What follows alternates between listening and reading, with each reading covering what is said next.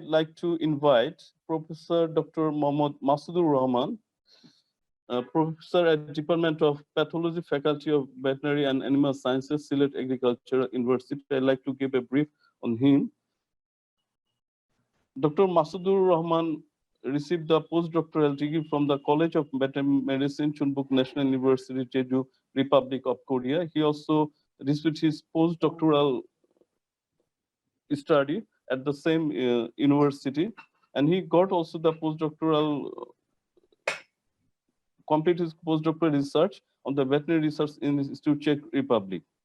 So I'd like to invite Dr. Masudur Rahman to give a talk on a review of the severe acute respiratory syndrome coronavirus 2, SARS CoV2, in light of past human coronavirus outbreaks. Dr. Masudur Rahman. First of all, very good morning and welcome you all to my presentation. I am Professor Dr. Masudur Rahman from Sylhet Agricultural University, and today I am going to give a talk on severe acute respiratory syndrome coronavirus 2 in light of past human coronavirus outbreaks. Coronaviruses were classified under the family Coronaviridae, and this family is the second largest family under the Nidovirales. And this family have two subfamilies, Orthocoronavirinae and Torovirinae. And within Orthocoronavirinae, there have four genera: alpha coronaviruses, beta coronaviruses, gamma coronaviruses, and delta coronaviruses. Coronaviruses are first identified in 1960. Then there have several coronaviruses that have also been identified.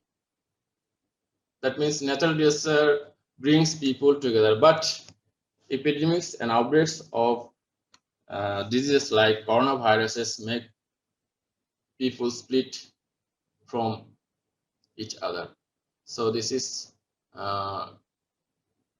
one thing. And another thing, SARS coronavirus may lead to a pandemic. Actually, at this point, SARS coronavirus 2 is regarded as world pandemic. So this is it is timely needed to control the disease.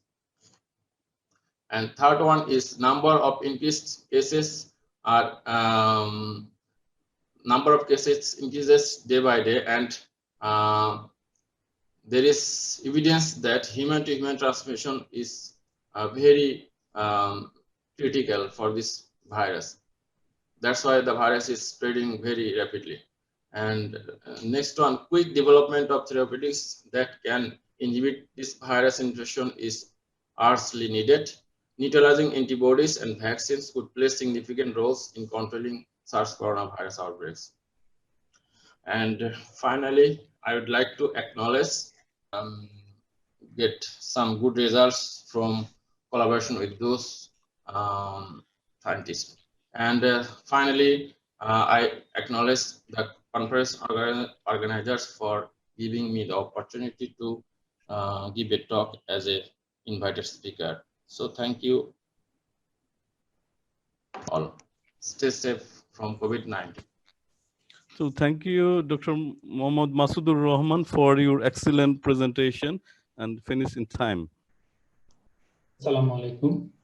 Good morning to everyone and welcome to my presentation. This is Muhammad Gulzar Hussain, working as an associate professor at the Laboratory of Virology, Department of Microbiology and Hygiene, Bangladesh Agricultural University. First of all, I would like to thank the conference organizing committee for giving me the opportunity to say something here. The novel coronavirus or SARS coronavirus 2 is extremely contagious, though having low mortality rate, around 1 to 7%. So the SARS coronavirus 2 has been originated from the China, from a seafood market named Huanan Seafood Market. This market is located in the south region of the China, and the worker of this market were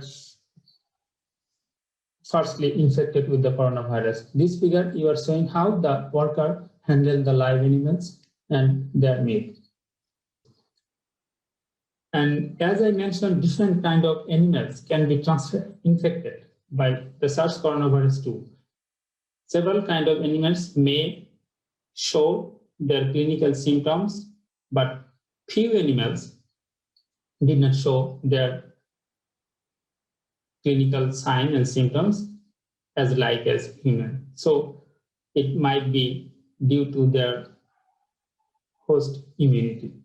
So now the floor is open for question and answer session.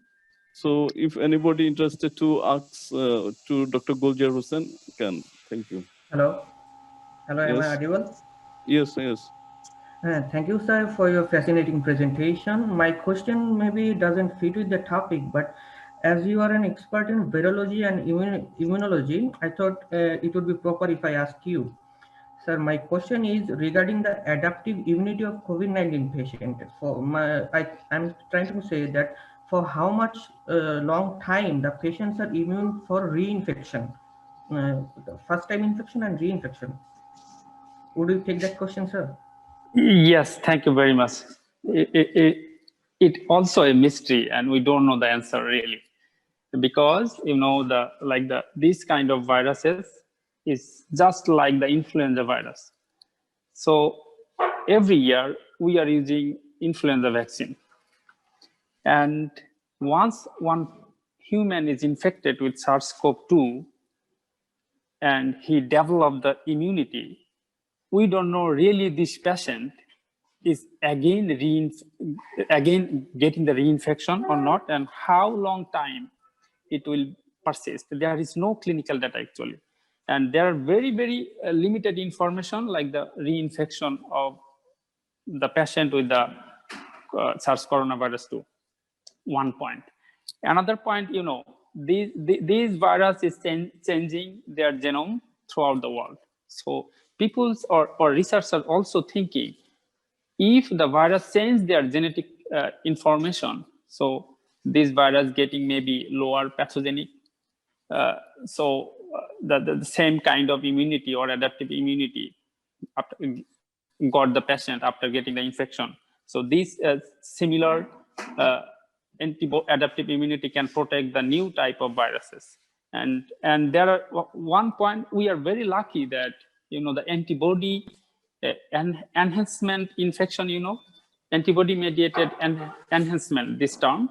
So like if the non-neutralizing antibody is developed by SARS coronavirus 2, so this kind of non-neutralizing antibody enhance the secondary infection, or not the secondary reinfection. So till now, honestly saying, this is very how can I say, we cannot say like how long time. It's maybe 3 months, 4 months, or 1 year.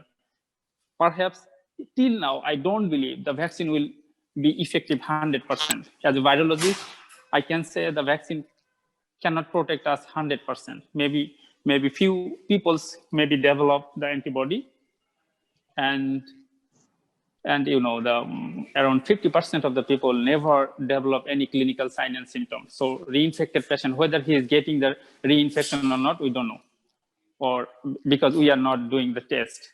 I'm sorry, I could not answer clearly for your question.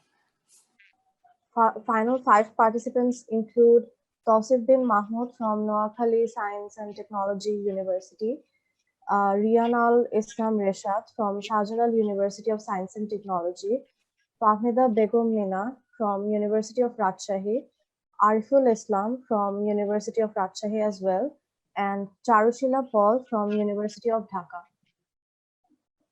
I would like to congratulate you all, and I'm hoping you'll be continuing the quiz competition for the final round. I would like to thank the organizing committee and many others who participated, and who were responsible for the success of the conference, definitely. So starting from this, that I would like to mention the outstanding organizing committee involving Mohammad Rafiqul Islam sir here, Mohammad Jamaluddin sir, Dr. Mohammad Gulzar Hussain sir, Yusha Araf and Mohammad Hassanur Rahman, our steering executives, Mohammad Asadullah and Bishojit Sharkar, our technical support team, including Khaled Mohammad Chujon, Kamran Nahar Mim, Hia Islam, Nafisa Ahmed, Tanjim Ishaq Rahman, and Nusrat Afrin Anamika. I would like to thank the organizing committee, steering executives, and the technical support team for their constant efforts throughout the conference. Our sponsors, Abroad Bangladesh Exclusives, BioCare, Xgenomics, and our supporters, Swift Integrity Computational Lab, Mecamind, ABEX Bioresearch Center, Journal of Advanced Biotechnology and Experimental Therapeutics, and also the Bangladesh Society for Virology. Sir, I would request Jamal sir and Rafiqul Islam sir again to share their closing remarks. That's all from my side. Request Dr. Jamaluddin Hassan to give some remarks about this conference as General Secretary of this Executive Committee. Thank you, Dr. Rafiqul Islam, for giving me a chance to give some introduction. Actually, I have a lot of things to do to tell. Especially, I want to give the thanks for our young organizers, especially Isha Araf and Hassan and Asadullah, and also Bishojit Sharkar and remaining others members who helped us. And actually, this is our starting. We know we had a lot of mistake. I hope all audience will forgive us. As you know, this is online, so we had some limitation, and this is our starting, and we consider this conference as a training for us, and we are learning a lot. This is important things, though we have some problems. So I am very hopeful person, and I think we learn a lot. This is important. And second thing is, after learning from here, we may go forward, like what was our mistake and how to deal with person and how to organize these kind of things, and when should we start our conference and what to do step by step. So this actually we learn. This is what I feel. I'm very happy, and I learned a lot. So this is my earning from this conference. That's why I especially thank our president, Dr. Rafiqul Islam, to help us and to coordinate everything, and hope we shall organize this kind of conference, not only virtually, but also physically. I hope Dr. Rafiqul Islam, including Dr. Guljar and also Dr. Masudur Rahman, Dr. Nabiul Islam, all of the friends, seniors, and also juniors and young scientists will help us to organize this kind of